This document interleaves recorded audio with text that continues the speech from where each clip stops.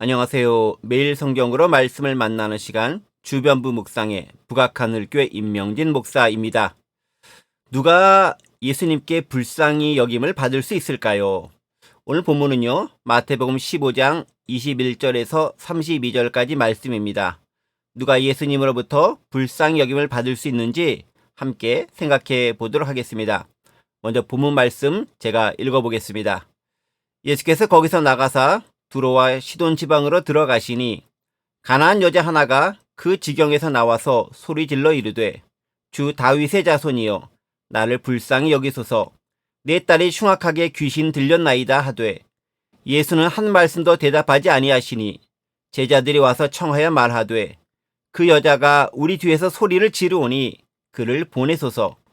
예수께서 대답하여 이르시되 나는 이스라엘 집에 잃어버린 양 외에는 다른 데로 보내심을 받지 아니하였노라 하시니 여자가 와서 예수께 절하며 이르되 주여 저를 도우소서. 대답하여 이르시되 자녀의 떡을 취하여 개들에게 던짐이 마땅하지 아니하니라. 여자가 이르되 주여 올소이다마는 개들도 제 주인의 상에서 떨어지는 부스러기를 먹나이다 하니 이에 예수께서 대답하여 이르시되 여자여 내 믿음이 크도다. 내 소원대로 되리라 하시니 그때로부터 그의 딸이 나으니라.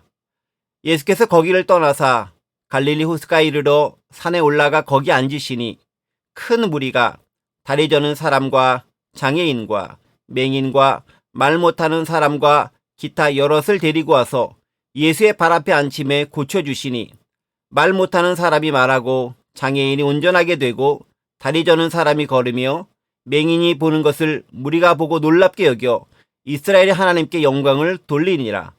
예수께서 제자들을 불러 이르시되 내가 무리를 불쌍히 여기노라. 그들이 나와 함께 있은지 이미 사흘임에 먹을 것이 없도다. 길에서 기진할까 하여 굶겨 보내지 못하겠노라. 아멘.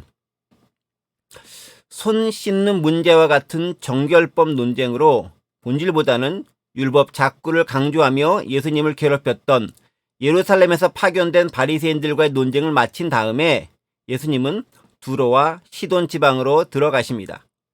두로와 시돈 지방은요, 페니키아의 대표적인 이방 도시들입니다. 예수님은 이스라엘 중심으로 먼저 복음을 전하셨지만 이방 지역을 결코 소홀하게 여기시지도 않으셨습니다. 주 활동 무대인 갈릴리 호수 이편과 저편에서 유대 땅과 이방 땅을 두루 다니시며 이스라엘과 마찬가지로 이방 지역에서도 복음을 전하셨던 것이죠. 다만 그 우선순위에 있어서는 구별을 둔 것도 사실입니다. 두로와 시돈 지역에 들어가시자 어떤 가나안 여인이 예수님을 따르며 다급하게 외칩니다. 헬라어를 사용하는 수로보에게 출신의 이 여인은 큰 소리로 예수님을 이렇게 부릅니다. 주 다윗의 자손이여 나를 불쌍히 여기소서. 내 딸이 흉악하게 귀신 들렸나이다. 찢어지듯 다급한 목소리에는 간절함이 배어나오고 있습니다. 그녀는 예수님을 단지 예수님이라고 부르지 않습니다. 주 다윗의 자손이라고 부릅니다. 마태복음 15장 1절부터 20절까지 예수님과 대립했던 유대 바리새인들은 예수님을 그렇게 호칭하지 않았죠. 단지 그들은 예수님을 당신의 제자, 유라는 단어를 사용해서 불렀을 따름입니다. 하지만 오히려 이방 여인인 어떤 가나안 여인은 예수님을 주님이며 메시아를 상징하는 다윗의 자손으로 정확하게 부르면서 그의 간절함을 호소하고 있습니다. 하지만 이런 다급한 여인의 외침에도 예수님은 모른 척 하십니다. 그러자 이번엔 오히려 제자들이 나서서 예수님께 다가와 무언가를 요청하죠. 그 여자가 우리 뒤에서 소리를 지르오니 그를 보내소서. 전후 문맥상이요, 제자들 입장에선 다급하게 예수님과 그 일행을 쫓아 부르는 이 이방 여인이 가련하거나 불쌍해 보였다라기보다는 귀찮기도 하고 또 사람들 이목이 괜히 집중돼서 소란거리 만들기가 싫어서 예수님께 빨리 그녀를 고쳐서 돌려보내십시오라는 의도로 말씀을 드렸을 것입니다. 자, 이쯤 되면 예수님은 들으실 만도 할 법한데 오히려 더욱 단호하게 여인의 외침에 응답하지 않은 이유를 말씀하십니다. 나는 이스라엘 집에 잃어버린 양 외에는 다른 데로 보내심을 받지 아니하였노라. 예수님은 자신의 사명이 우선적으로 이스라엘에 있음을 밝히고 아직은 이방 사람들에게 은혜를 베풀 때가 아니다라고 말씀하고 계십니다. 이렇게 가혹하기까지 느껴지는 예수님의 말씀에 실망하여 돌아갈 법도 한데 이 여인은 더 간절하게 외치고 있죠. 주여 올소이다마는 개들도 제 주인의 상에서 떨어지는 부스러기를 먹나이다. 자신을 주인집 상 아래 떨어지는 음식 그 부스러기를 주워 먹는 개로 비유하면서 그런 개들도 부스러기라도 먹으니 자신에게도 좀 그런 은혜 조금이라도 나누어 달라라고 하는 그 간절한 마음으로 예수님께 호소하고 있습니다. 이 말을 들은 예수님은 탄복하면서 말씀하시죠. 여자여 내 믿음이 크도다. 내 소원대로 되리라. 그리고 그 여인의 딸은 그 시점부터 회복이 되었습니다. 오늘 이 수로보니게 여인의 딸을 고치신 기사에서 제 눈에 가장 의미 있게 들어온 구절은요. 나를 불쌍히 여기소서라고 부르짖는 이 여인의 외침이었습니다.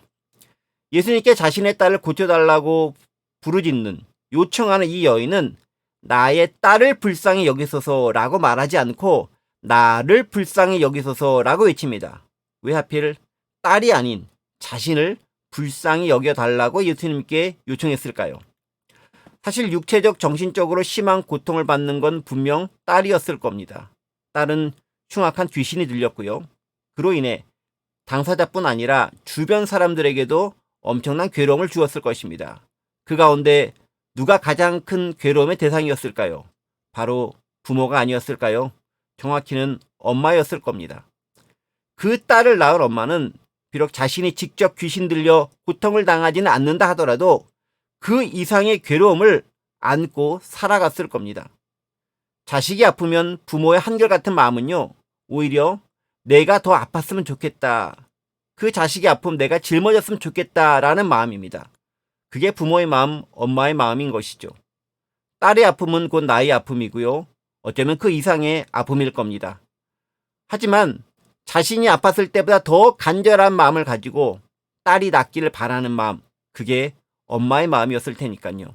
그리고 그 간절함은 이방인임에도 불구하고 믿음으로 승화하여 예수님의 은혜를 입게 만듭니다. 이와 비슷한 사건이 회당장 야이로의 경우에도 나옵니다.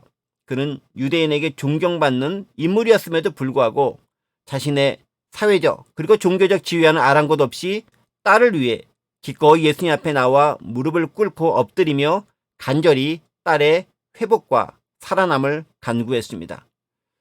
그렇지요. 자녀를 사랑하는 마음은 간절함을 더하게 만듭니다. 그리고 그 간절함은 믿음을 불러일으키죠. 기적을 만들어냅니다. 이것저것 따지지 않고 예수님에 대한 전적이며 온전한 신뢰가 밑바탕되었기 때문에 가능한 것 아닐까요? 한 가지만 더 생각해 보죠. 불쌍히 여기다라는 표현입니다. 이 복음서의 공통된 규칙 중 하나는요. 예수님께 불쌍히 여김을 받는 자들은 반드시 은혜를 입었다라는 점입니다. 자, 그런데요. 불쌍히 여김을 받는 경우는 두 가지에 따라 달라집니다. 첫 번째는요. 방금 우리가 본 기사처럼 당사자가 직접 예수님께 나와 자신을 불쌍히 여겨달라고 요청하는 경우가 있습니다.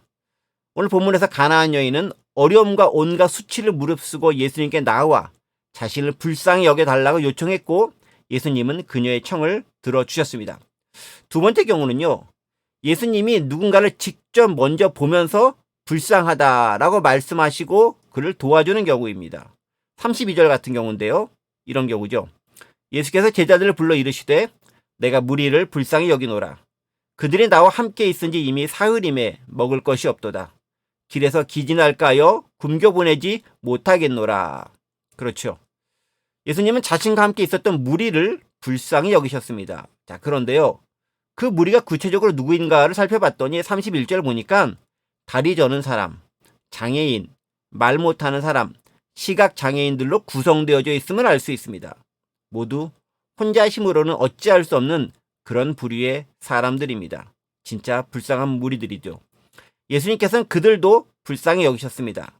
그리고 그들에게 은혜를 베푸셨습니다. 그들을 고치셨고요. 또한 그들과 무리들을 먹이셨습니다.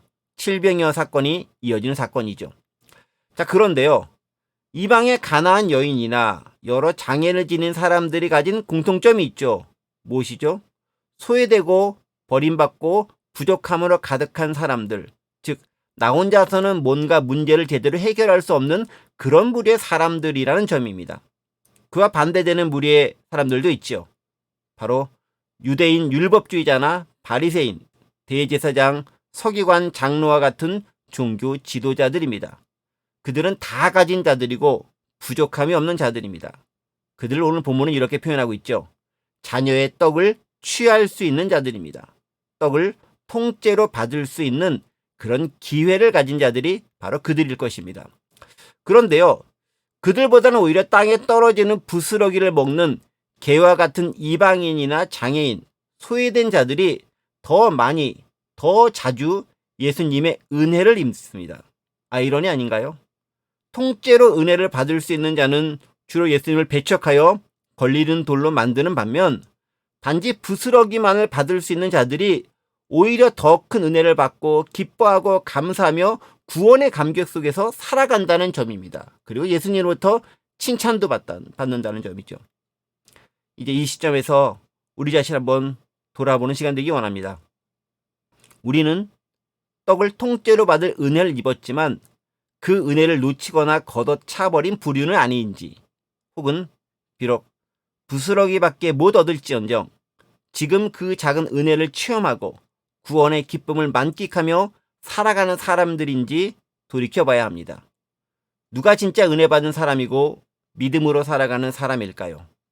통째로의 은혜가 좋긴 하지만 걷어찬다면 아무 쓸모가 없을 터이고, 부스러기 은혜가 작긴 하지만 정말 소중하고 귀한 것 아닐까요?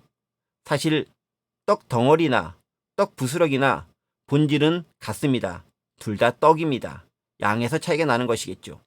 중요한 건 통째로 날리느냐 부스러기라도 받느냐, 거기에 달려있는 것이죠. 물론 가장 좋은 것, 그것은요, 통째로 은혜를 걷어타지 않고 다 받아들인 겁니다. 바로 그런 은혜가 저와 여러분 모두에게 함께하기를 간절히 원합니다.